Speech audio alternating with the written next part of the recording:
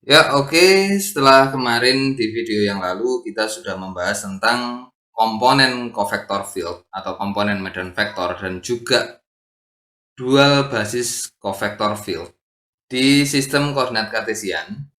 Di video ini saya akan membahas tentang komponen covector field atau komponen medan vektor dan juga dual basis dari medan vektor di sistem koordinat polar. Jadi sebenarnya konsepnya sama saja. Nah, tapi di sini saya akan sedikit menjelaskan tentang dual basis covector field di sistem koordinat polar, yaitu dengan variabel r dan theta, radius dan sudut ya.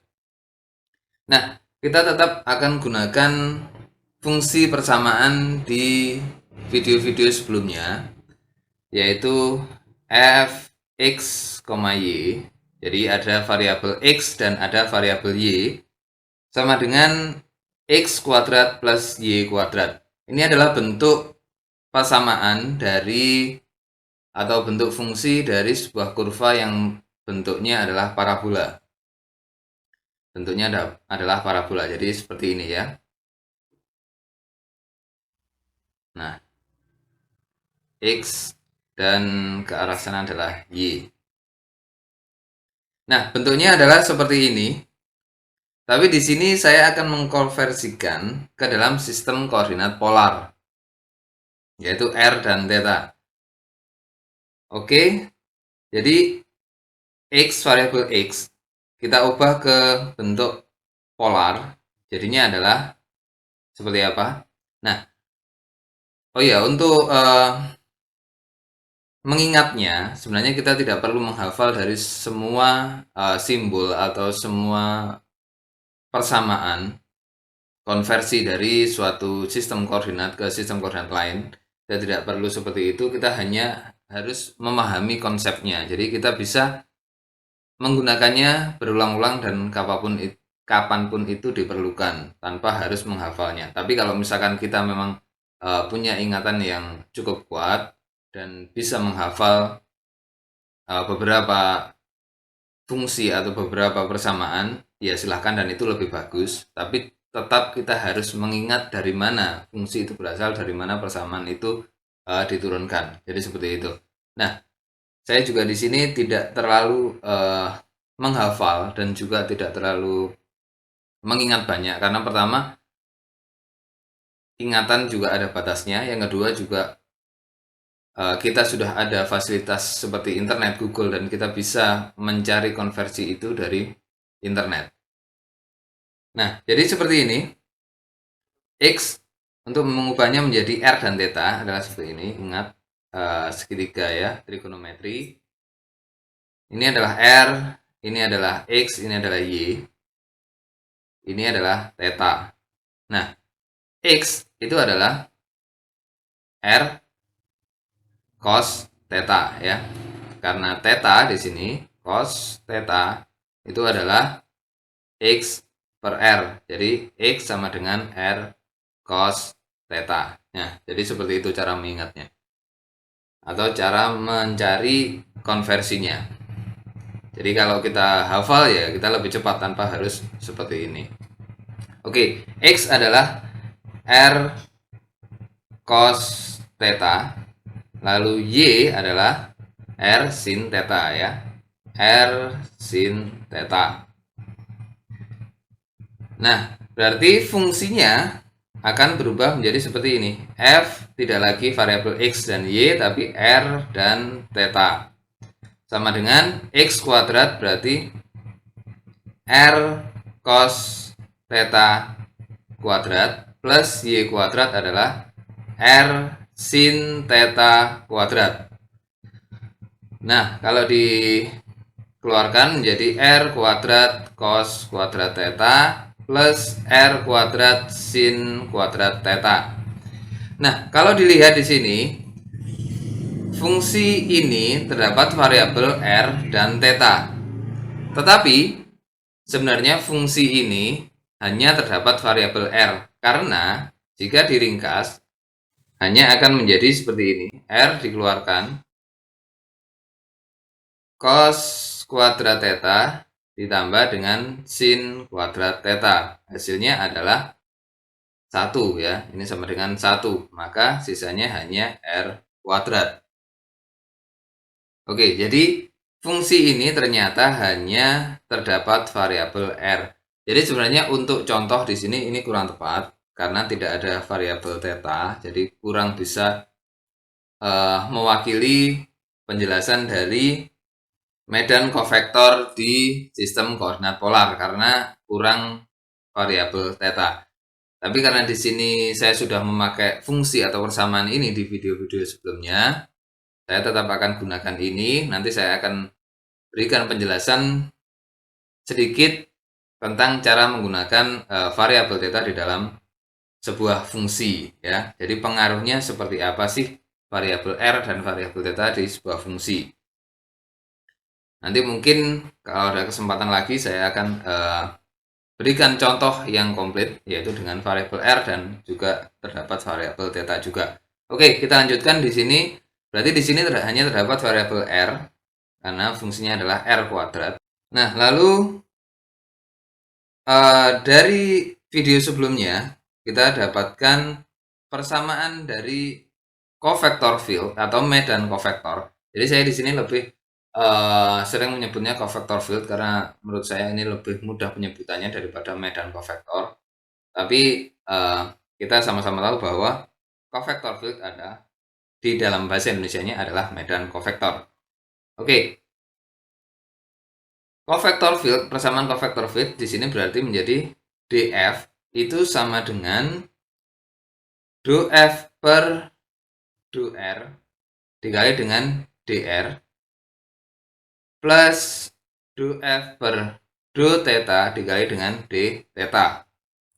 Ya, di sistem koordinat polar persamaannya adalah seperti ini, di mana dr dan d theta di sini ini adalah dual basis dari medan kofektor. Sedangkan df per dr dan df per d theta di sini adalah komponen dari medan kofektor. Jadi kalau di sistem koordinat kartesian adalah df per dx dan df per dy, kalau di sini adalah df per dr dan df per d theta. Oke, kita cari satu persatu. df per do f per do r sama dengan, ya, di sini adalah R kuadrat diturunkan terhadap R menjadi 2R. Sedangkan do F per do theta hasilnya adalah 0 ya, karena di sini tidak terdapat variabel theta atau R kuadrat di sini menjadi sebuah konstanta ketika diturunkan terhadap theta. Oke. Nah, lalu fungsinya akan menjadi seperti ini. df sama dengan 2R dr plus 0 d theta ya. Menjadi seperti ini. Nah, lalu dr di sini bentuknya seperti apa? dr bentuk dual basisnya, bentuk fisiknya adalah seperti ini. Nah, seperti ini garis-garis dari dr. Arah kofektornya, arah dual basis kofektornya atau arah kofektornya adalah ke arah keluar ke sana. Maka garis-garis yang dibentuk adalah tegak lurus dari arah tersebut. Jadi seperti ini. Nah, ini adalah garis-garisnya ya. Begitu juga dengan R yang di sini. Arahnya ke sana kofektornya. Karena R adalah arahnya keluar ya, ke sana. Arahnya adalah keluar. Beda dengan X yang sejajar dengan sumbu Y. Seperti ini garis-garisnya. Sedangkan R itu adalah ke arah keluar.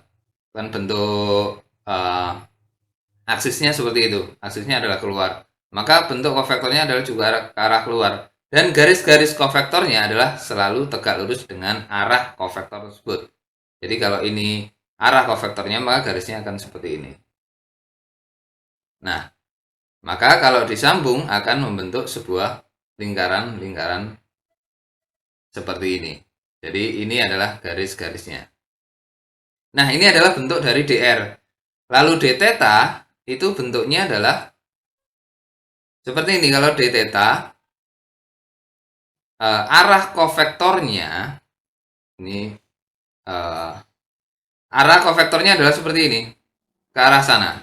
Nah, untuk theta sama dengan 0 itu adalah arah kofektornya ke arah sana.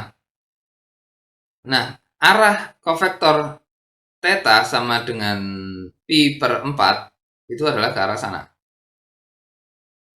Ini adalah arah kofektornya ya. Pi sama dengan theta sama dengan pi per 2, arah kofektornya ke arah sana.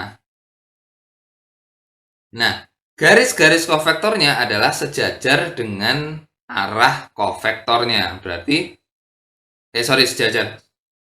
Garis-garis kofektornya adalah tegak lurus dengan arah kofektornya. Jika arah kofektornya ke sana, ke atas sana, berarti tegak lurusnya adalah ke sini.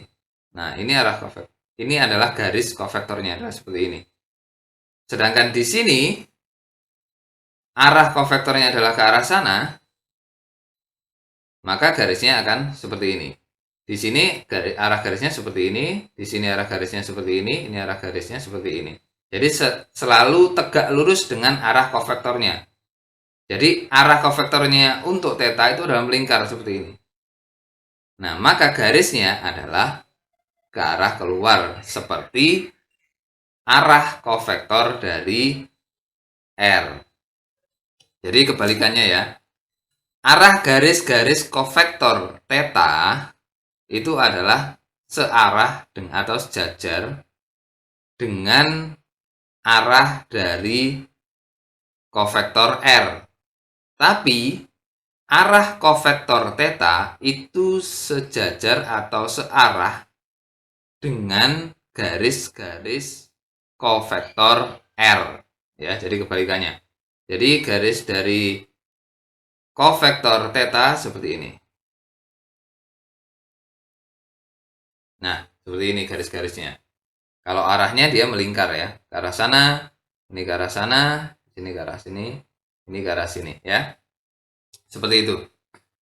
Nah, lalu berarti untuk DF adalah kombinasi dari keduanya, dari DR dan D theta.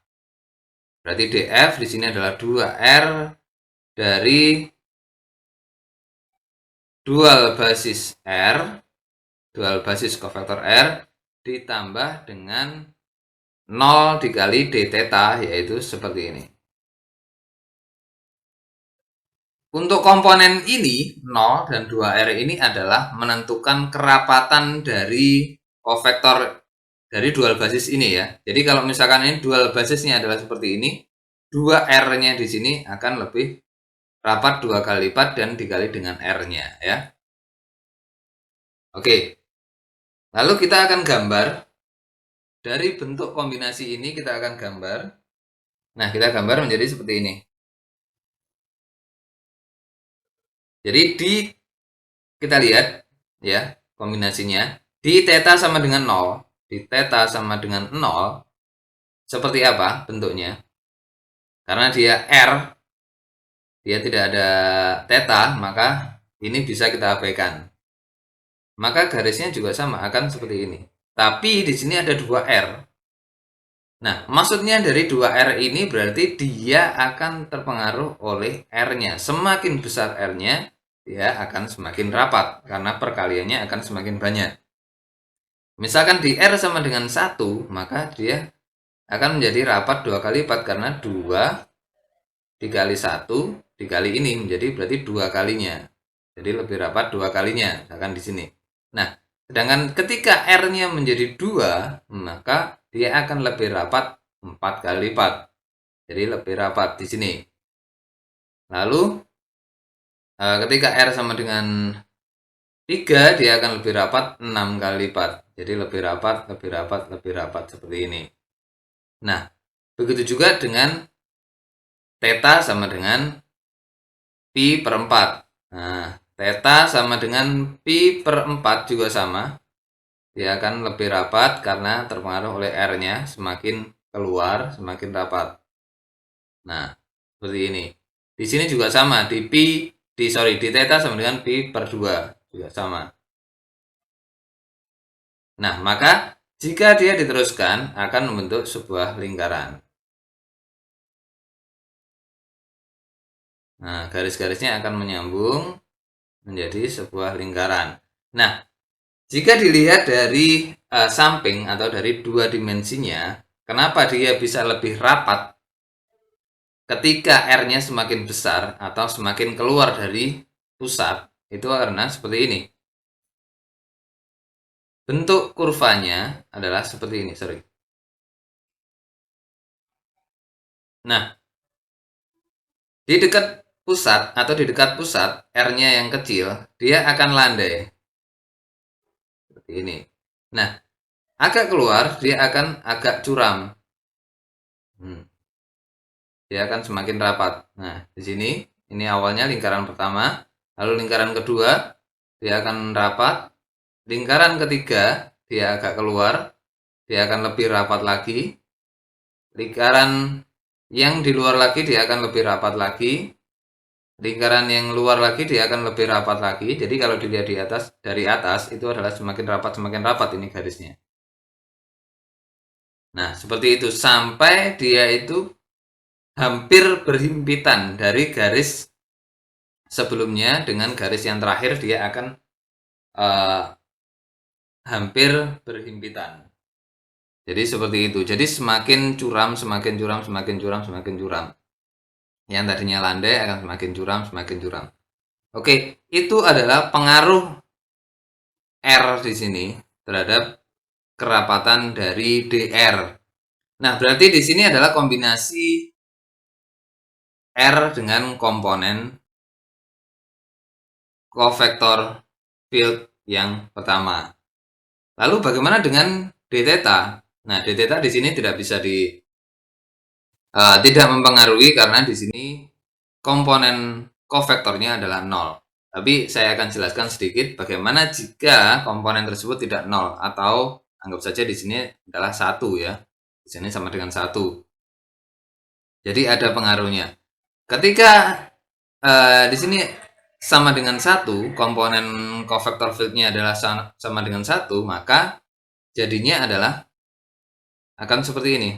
Oh sorry, saya bikin min 1 saja, negatif 1, bukan 1, karena biar kita tahu bagaimana sih pengaruhnya tanda negatif dengan positif di sini.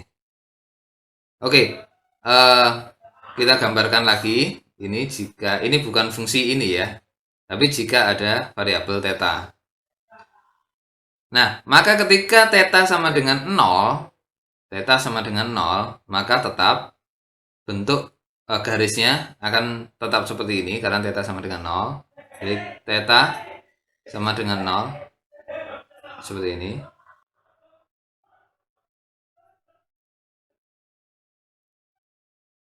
Jadi akan seperti ini. Tapi ketika di theta sama dengan pi per 4 akan menjadi seperti apa? Jadi di theta pi per 4 garisnya adalah seperti ini. Dan arah kofektornya arah ke sana. Arah keluar ke sana ya. Tapi karena di sini adalah negatif 1, negatif berarti dia arahnya bukan ke sana tapi ke sini, kebalikannya.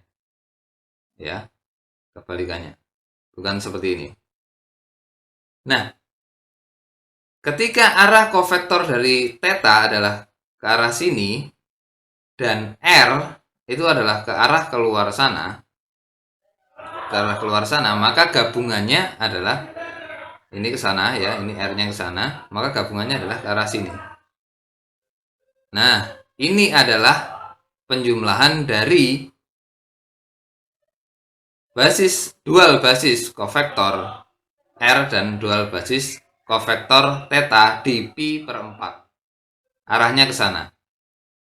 Nah, maka garis-garis yang dibentuk adalah garis-garis yang dibentuk adalah tegak lurus dengan arah kofektor ini. Maka garisnya akan seperti ini.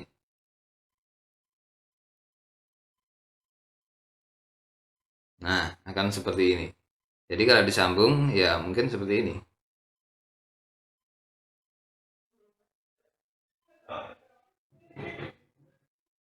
Nah, seperti ini.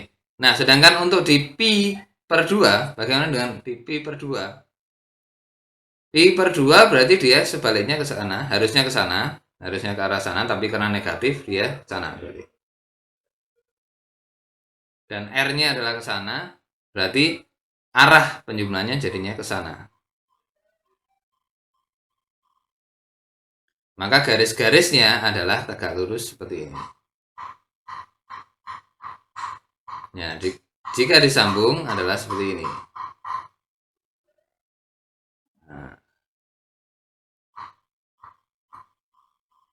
Nah, jadi kalau saya gambarkan jelasnya adalah seperti ini. Jadi dia ke arah sana, maka garisnya sini. Tadi tegak lurus. Lalu yang arahnya tadi adalah untuk ini. Ini adalah R-nya ke sana. Lalu theta-nya ke sana. Berarti arahnya ke sana. Nah, berarti kalau di sini berarti seperti ini.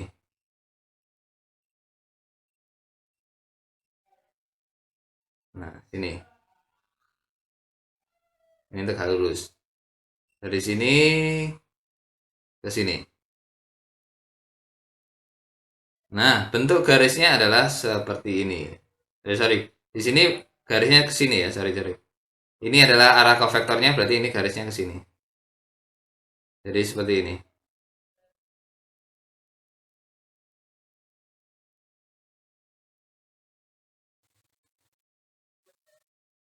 Nah, saya gambarkan ulang ya, lebih jelas karena ini salah tadi. Jadi yang di sini adalah miring ke sini untuk garisnya. Yang di sini adalah lurus seperti ini. Ini saya abaikan untuk kerapatannya ya, saya hanya visualisasi untuk arah garisnya. Yang arah sini itu adalah bentuknya ke sini. Dia sejajar dengan ini karena arahnya sama ke sana. Nah, jadi bentuk garisnya adalah seperti ini. Nah,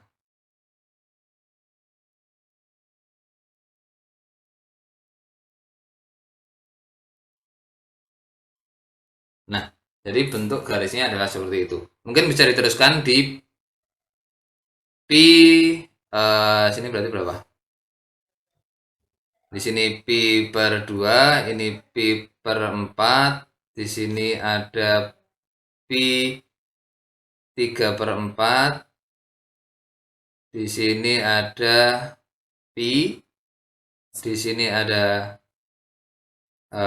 pi 5 per 4, di sini ada pi 3 per 2, di sini ada pi 6 per 4 ya. Sorry. Di sini ada pi 7 per 4. Di sini pi sorry, theta sama dengan 0. Iya, di sini adalah theta sama dengan 0. Nah, oke, mungkin bisa diteruskan sendiri sehingga dia membentuk seperti apa. Karena kita juga tidak tahu fungsi awalnya, Saya di sini hanya menjelaskan bagaimana sih d theta itu berpengaruh dan jika dikombinasikan dengan dr akan seperti apa. Oke?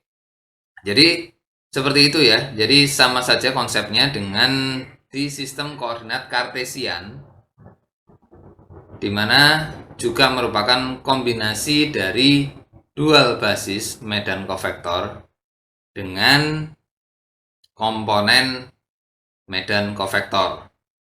Oke, jadi itu adalah penjelasan tentang medan kofektor dengan komponen medan kofektor dan dual basis medan kofektor di sistem koordinat polar.